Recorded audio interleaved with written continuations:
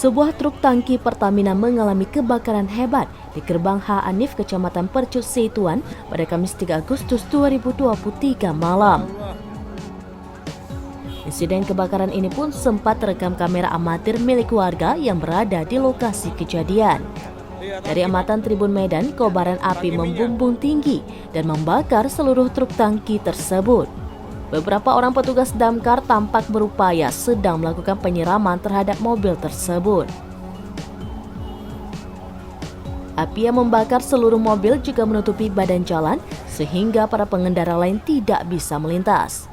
Menurut Kepala UPT 3,0 Kim Medan, Jason Sitangga, insiden kebakaran tersebut terjadi sekitar pukul 19 waktu Indonesia bagian Barat.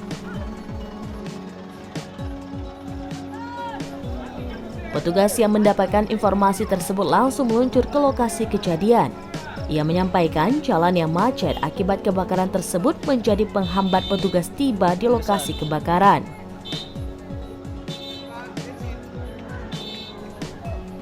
Dikatakannya objek yang terbakar merupakan mobil truk tangki Pertamina yang sedang mengangkut BBM.